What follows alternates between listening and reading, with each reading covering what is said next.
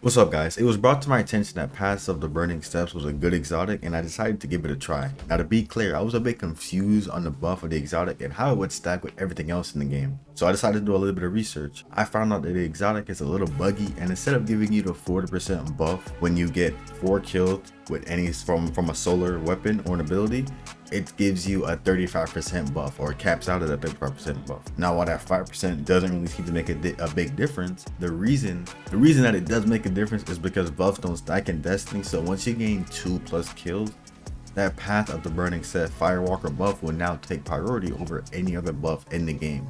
So just keep that in mind. But the nice thing about this build is that we can consistently keep up a 35% damage buff, because we're going to be slaying out with our weapon of choice today, which will be Vex Mythoclast, and we can stack this with Font of Might, because Font of Might is an amplification, so Font of Might does stack with other buffs in the game. So we can use Paths of the Burning Steps combined with Font of Might to consistently keep up a 50% damage buff while doing our content. So to make this build work, you're going to need a solar weapon, and the solar weapon of choice, as I said before, would be Vex Mythoclast, or we're going to even slap on Terraba. But our primary exotic as our main weapon, we're going to be able to consistently keep up a 50% damage buff, heal ourselves by getting final blows from our exotic. Now, as you can see, we're not rocking a healing grenade. The reason we're not rocking a healing grenade is because we're gonna use Soul Invictus, and with Soul Invictus, anytime we kill an enemy with our ability, that is gonna spawn a sunspot. And once we spawn a sunspot, stepping inside that sunspot will grant us restoration.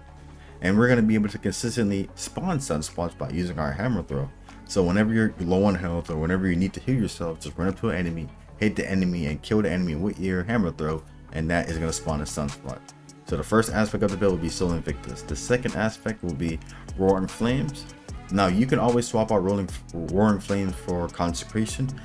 It doesn't matter what the second aspect is, because we aren't going to be using our abilities to do max damage, or only using our abilities to create sunspots to heal us in this build. So the second aspect for this build will be Roaring Flames, and we're using Hammer Throw and Fusion Grenade. For our fragments, I maximized my fragments just so I can get 100 resilience and 100 discipline, because that's what's needed for the build. So we're able to consistently throw our grenade, and we have 100 resilience, so we're getting that nice damage reduction when going against enemy targets. So for the first fragment, we do have Ember of Searing. The main reason I picked this up is because I wanted the +10 recovery, and it's nice that defeating scorched targets grants melee energy. The second fragment we do have is Ember of Charge, so our solar ignition spreads scorch to afflicted targets, and again, I picked this up because I wanted the +10 discipline. The third fragment I do have is Ember of Empyrean. Now, I just swapped in Ember of Empyrean because I realized this fragment is interchangeable with any other fragment. We can just swap it in and out if you want. If you don't want the -10 resilience and you need that 10 resilience to max out. And the last fragment we do have will be Ember of Wonder. But as I stated before, the most important things for this build will be Soul Invictus, so we're able to create sunspots from our abilities and heal ourselves when we do get final blows with our Fusion Grenade or our Hammer Throw. Once we do get a kill with our Hammer Throw or Fusion Grenade, we're going to step inside that sunspot, and it's going to grant us restoration. So we're able to gain healing just by getting a kill with our melee or our grenade. Now, Paths of the Burning Steps, we are going to be getting a damage buff anytime we do get a solar ability or weapon final blow.